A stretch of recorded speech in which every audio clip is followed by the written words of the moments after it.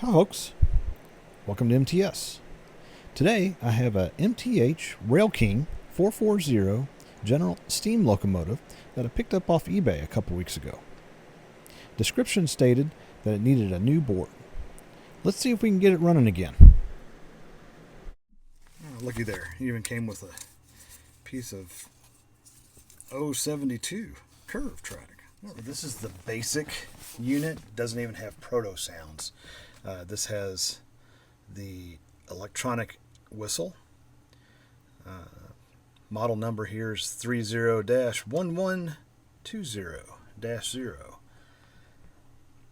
Let's get it unboxed. So here we go. My first impression. I think this is all die cast. This thing's heavy. Yeah, that feels like a die cast shell. It's had some run time. You can see that the rollers definitely had some use out of this one. Let's go through it and clean it up a little bit.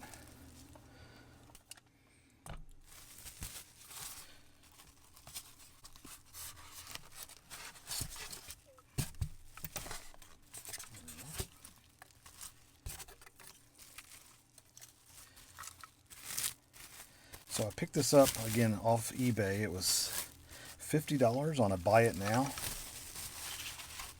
I think I've got a total of $79 in it after taxes and shipping.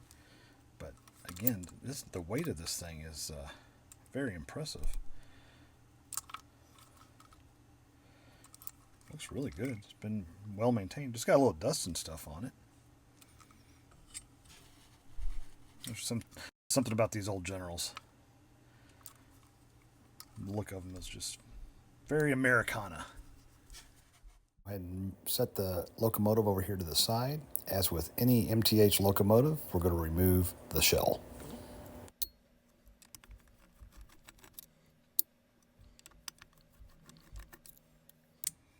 I'm missing one screw, but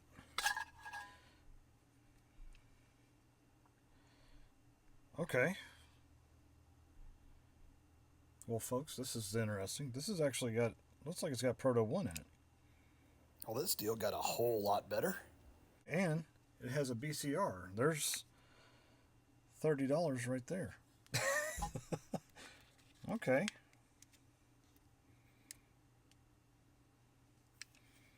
So I'm just doing a quick inspection.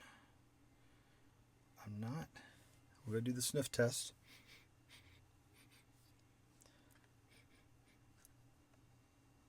Not smelling any burnt electronic components.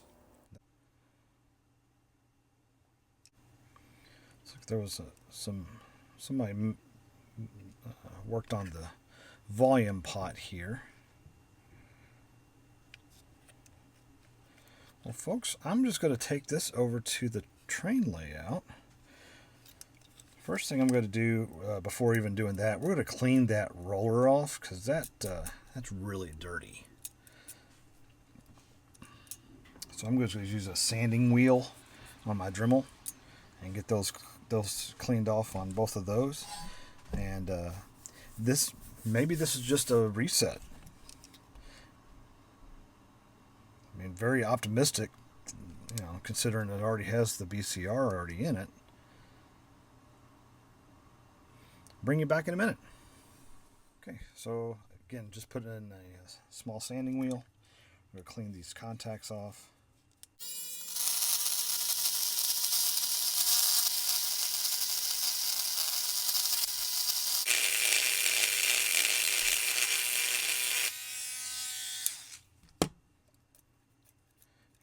Much better. Okay, we're going to do the same with the locomotive here.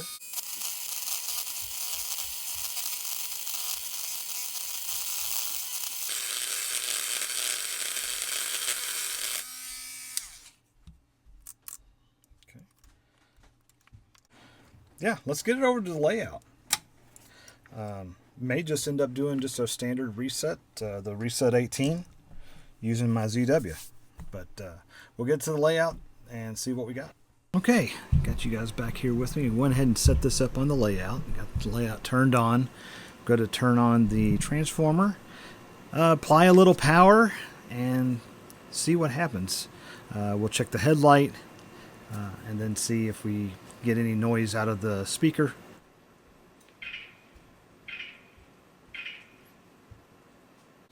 Okay, so if you heard it, it sounded like we had 3 clanks. But that's positive. I'm going to go ahead and run it through the program 18 mode. Basically, it does a reset on the Proto board. If that doesn't work, we'll get the ProtoSound reset kit and see if we can't get it back to life that way. But so far so good. We're kind of excited here. See what happens.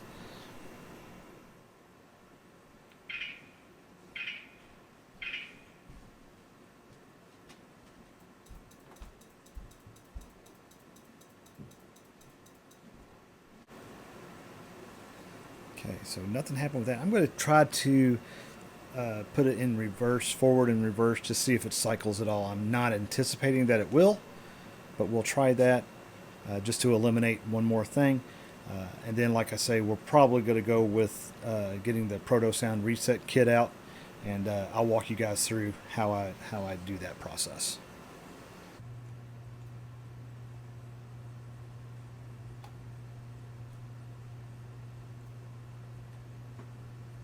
No movement at all, so again, we're just going to go ahead and go with that ProtoSound reset kit. I'm going to undo the BCR and just put a standard battery on it. That way I know it's good.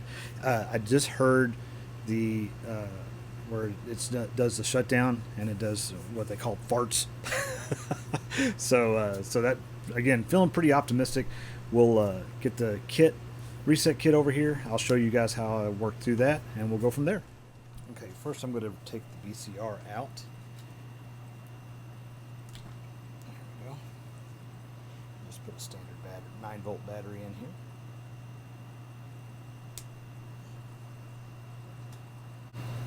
And then next we're going to get the ProtoSound reset kit. So basically this is the kit. It has a tool, and there's a small sound card in here. So we're going to remove the sound card, plug this one in, and then we'll give it 12 volts. And it'll go through a sequence, and then we'll go from there. Okay, just following the instructions, we've completely powered down the engine, and we listened for the confirming battery chirp, is what they call it here. After the engine has stopped, that's all taken care of. We're going to go ahead and remove the original chip with the extractor tool. So this is the extractor tool that they have. It can be a little finicky getting that in there, but there's two slots on either corner of the chip. And you're just going to kind of push down and give it a little bit of a squeeze. And there we go. Then we're going to reinstall what's called the Make PS chip. If you look on the corner, you'll see that it actually is, it's got an angle. So you just want to line that up with the setting here.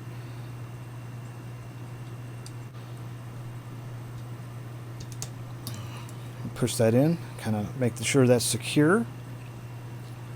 Next step, we're going to apply 18 volts, and we're going to listen for 2 bell sounds. Then after that, we're going to power it down and remove that chip, install the other one, and then we're going to do a reset 18. So let's see if we can get those 2 bell sounds. There we go. We got the 2 bell sounds. We're going to now shut down the power, get the battery chirp sound. Then we'll swap out the 2 chips, and then we'll do a reset 18 to get it back to factory defaults. Okay, we'll go ahead and remove the Make PS chip, and we'll put the old sound chip back in.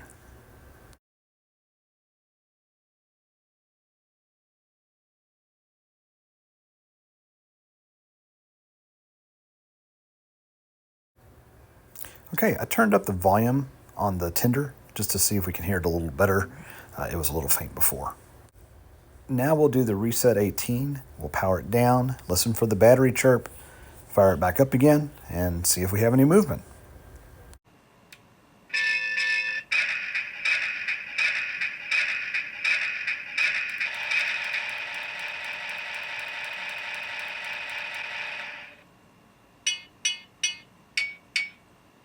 Okay, so you heard the 3 clanks and then 2 clanks.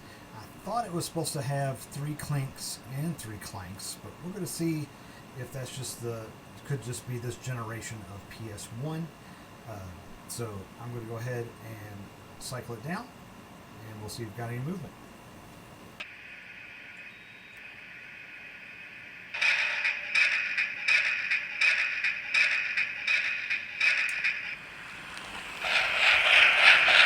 May have an issue with reverse. It seems like it's going into forward just fine and neutral, but it's not going into reverse.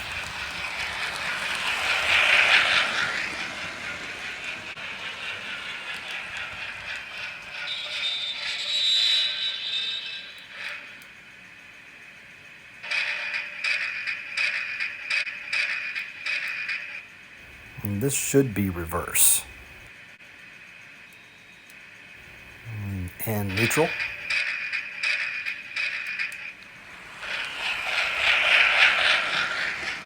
Okay, so that confirms one of the relays for the reverse operation is just not working. However, for the purpose of this video, I'm okay with that. I don't use a lot of reverse anyway on my layout. And this is an awesome locomotive for what I paid for it.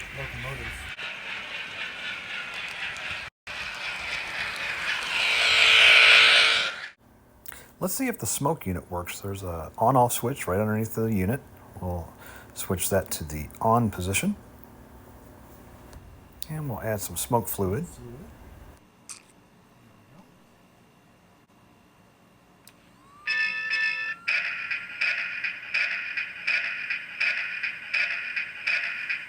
I hear it running. I may have over-soaked the heating element, but yeah, look at there. We've got smoke happening. That's great. What an awesome deal. This thing is just such a smooth runner. That's great. Okay, so here we're just gonna go ahead and put the shell back on, but yeah, just a quick summary. I mean, this is great. Despite having the issue with the relay, I mean, I'm pretty pleased overall. This is great. One thing I did notice is when I was cycling through the process. So generally, when you set a locomotive on the track, especially with the Proto 1, and you give it power, it usually goes into forward, right, and then stops in neutral, and then goes back when you hit the direction button. However, what was happening with this locomotive is when I applied the power, and then I would hit the direction button, and that's when it was going into reverse. So I'm not sure if there's something to that or not. I am noticing that the wire nut is not connected to the wires that are there. So I am going to go ahead and get this get that secure. Maybe even check underneath and make sure all of my connections are good. And then we'll like I said, worst case, I'm just going to button it up. I'll just deal with it in forward. I think I can actually lock it in forward. That'd be cool. All right. So yeah, I'm just going to go ahead and take this board apart real quick and tighten that wire nut up on the positive wires there, and we'll go from there. Something else I just noticed, this board is really loose, but you can see here's the wire nut. So we definitely want to make sure that gets secure so it doesn't short anything else out on the bottom. Move a little plastic piece here. That's really loose. Tell you what I'm going to do. I'm going to take this piece off here.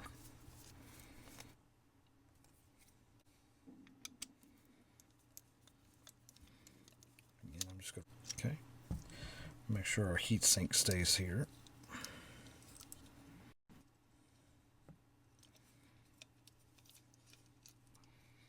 We'll push that back out there.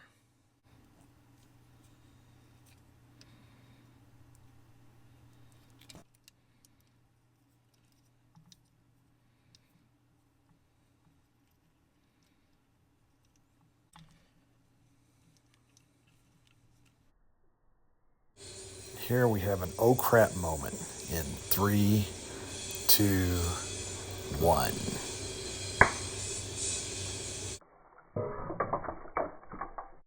I got lucky on that one. Apparently there was still power in the board and the 9-volt connector touched the chassis and caused the arc. Get this all put back together and I'll bring you back in a minute. We're going to run some old General style passenger cars. I think that'll look really good. Okay, so we'll go ahead and get this shell back on here.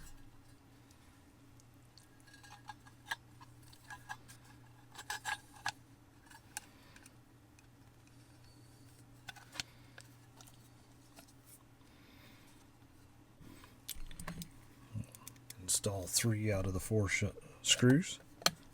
Probably fine.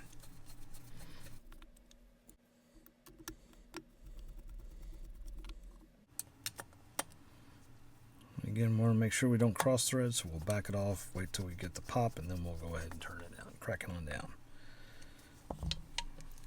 There we go.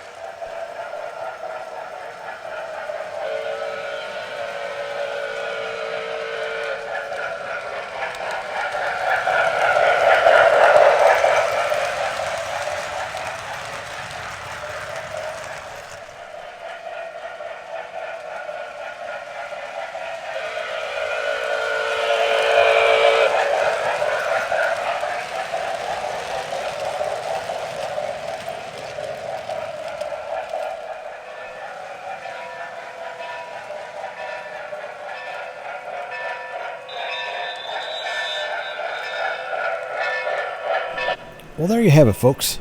Had a few surprises in this video. I will be on the lookout for a bottom board assembly, but overall very pleased with my purchase. This will be a great addition to my collection. Hope you enjoyed the video, maybe helps you with one of your projects. Thanks for watching, and I'll see you down the line.